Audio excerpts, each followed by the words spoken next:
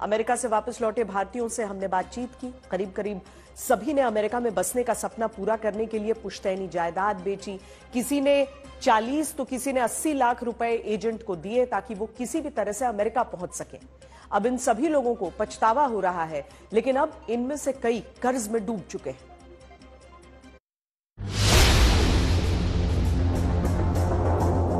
गुरदासपुर का जसपाल सिंह 40 लाख देकर अमेरिका गया। करनाल का आकाश जमीन बेचकर अमेरिका गया।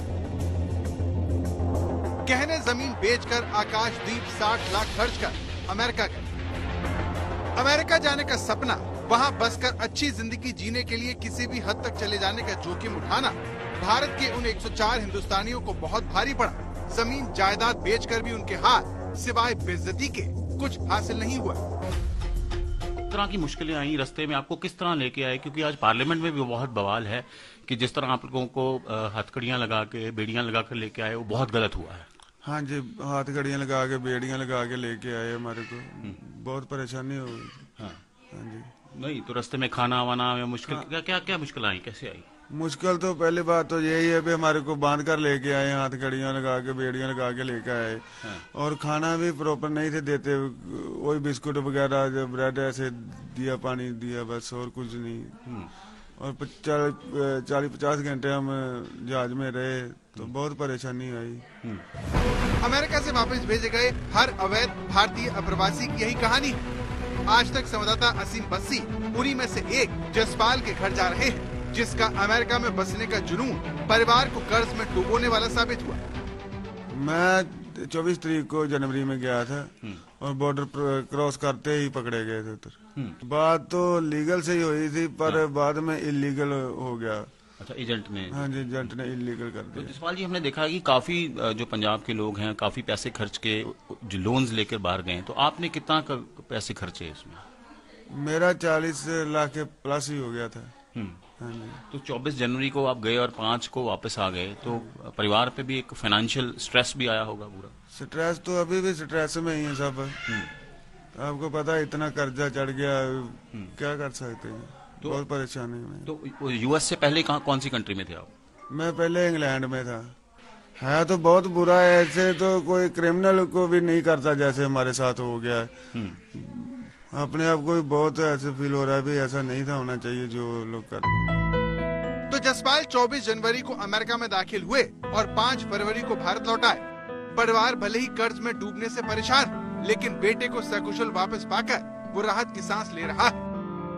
ऐसी ही कहानी अमृतसर के आकाशदीप की है, जो 23 तारीख को अमेरिका में पकड़ा गया। स्वर्ण जी, आपने कितने पैसे खर्च करके आकाशदीप को बाहर भेजा था? सर ਅਸੀਂ ਨਾ टाइम ज्यादा लग गया, दुबई गया पहला 5-6 लाख हो लगा, 45 लाख उदों गा अगे किया जाने का। कुछ 5-6 महीने बच्चा दुबई रहा, उत्थे बहुत खर्चा आया। तो 50-60 लाख रुपए आपने? 60 तो प्लस गया सर। 60 लाख से ऊपर। आकाशदीप कब पहुंचा था यूएसए में और कब पकड़ा गया? 23 मार्च को, जनवरी को। 23 जनवरी को पहुंचा, साड़ी उस तो बाद बात नहीं हुई इतना, कल ही पता लगा जो आ गया। मतलब 12-13 दिन बाद ही डिपोर्ट हो गया? डिपोर्ट हो गया।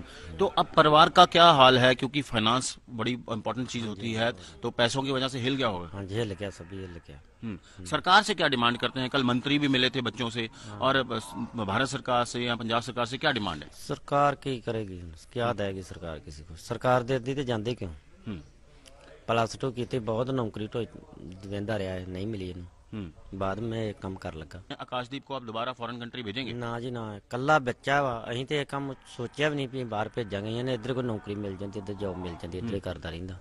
जो जॉब नहीं मिली तो बच्चा का भी मैं बाहर जाना चाहना। तो आपने 60 लाख इकट्ठा कैसे किया? क्या क्या बेचा उसके लिए? कुछ पहली बेची, कुछ गहने की है, ਤੇ ਕੁਛ ਜਿਹੜੀ मेरी माता मेरी मम्मी ਉਹਦੇ ਨਾਂ ਤੇ लिमिट बनाई। तो अमेरिका से वापस लौटे नौजवान चाहे पंजाब के हों या फिर हरियाणा के, सबकी एक जैसी कहानी है। हर किसी ने अपनी पारिवारिक संपत्ति को बेचकर अमेरिका जाने के लिए एजेंट को लाखों रुपए दिए और बदले में बदसलूकी और बेइज्जती मिली। करनाल के रहने वाले 20 साल के आकाश को उनके भाई ने बार बार समझाया, लेकिन छोटे भाई की जिद के आगे उनकी एक न चली और अमेरिकी सपने में परिवार अपनी पुश्तैनी जमीन गवा बैठा।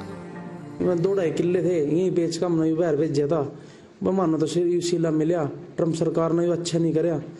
अच्छा जी, फिर दूसरी बात घर की स्थिति सी है, मम्मी भी हालत मतलब बीबी की मरीज है, वो भी सुबह से ही पता लगा खाट पे पड़ी है हमें। बस कहने का मतलब ये सर ये है, बस हम तो धरती में ही लग लीजिए, कहने का मतलब ये है सर। हमारे 65 लाख रुपए करीब में तो इसका खर्चा आया है, जो एजेंट को दिया है हमने। ये एजेंट ने बोला था भाई ऊपर की गेम है, फिर बाद में इसे 8-9 महीने लगा दिए जंगल में, 4-5 दिन जंगल में चले पनामा के में। और सर 6 लाख रुपये इसते दे रखे हैं, जो मैंने $1 दिए थे इसको, और उसके फ़ोन में भी रिचार्ज, गूगल पे में भी डाले हैं। कपड़े थे इसके पनामा जंगल में सारे बह गए थे, तो फिर वहाँ से मैक्सिको सिटी से इसके कपड़े मैंने धोवाए हैं बल्कि 40-50 हज़ार रुपये डाल के। तो कहना मतलब ये सर, ये 26 तारीख को कूद दिया था और आज हमें 9 दिन सारे हो गए थे इसको, ये कल ही पता लग गया बस हमको, तो भाई ऐसे करके बात है। अगली कहानी अंबाला के 22 साल के प्रदीप की है, जिसने परिवार की जमीन बेचकर 41 लाख रुपए अमेरिका जाने में लगा दी।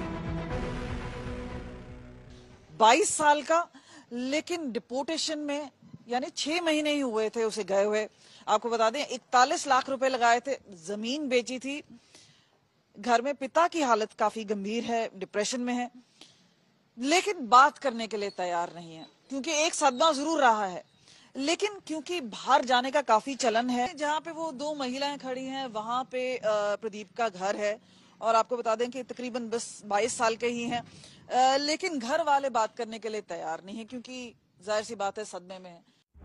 आस पड़ोस के लोगों ने बताया कि उनके मोहल्ले से कई नौजवान इसी तरह विदेश में बस गए, इसीलिए आकाश को भी लगा कि वो खेती बाड़ी करके क्या करेगा, इसीलिए उसने भी विदेश जाने की सोची, लेकिन कामयाब न हो सका। तो इन्होंने अपनी जो जायदाद बेच के तो बाहर गए हैं। तकरीबन पिंड में थे 20-25 बच्चे बाहर अमेरिका, कनाडा ऐसे देशों में गए हुए हैं। तो बाकी आपको लगता है ये टेम्परेरी सेटबैक है, उसके बाद फिर जाना शुरू कर देंगे? हाँ जी, ये तो ट्रंप के देख रहे हैं ना भी क्या हालात चल रहे हैं। तो उन्होंने बच्चों ਨੂੰ फिर न्यू कहा जा रहा है ना भी छोड़ो आप जहाँ मर्जी जाओ, पर खेती करनी भी ध्यान नहीं करना। खेती बाड़ी में नहीं जी नहीं, खेती बाड़ी या जो आज का जनरेशन है नवी कोई करना नहीं चाहता। जीवन बेहतर करने के मकसद से विदेश में जाकर अच्छा पैसा कमाने की चाहत करने वालों की भारत में कोई कमी नहीं है। अपने सपने को पूरा करने के लिए ये लोग एजेंटों की मदद से विदेश में नौकरी लेने की कोशिश करते हैं, लेकिन अक्सर उन्हें ठगी का शिकार होना पड़ता है। विदेश में नौकरी दिलाने का वादा करके ऐसे नौजवानों से लाखों रुपए ठगे जाते हैं। ये समस्या कितनी बड़ी हो चुकी है, इसकी तरफ अमेरिका से आई इस फ्लाइट ने बता दिया है।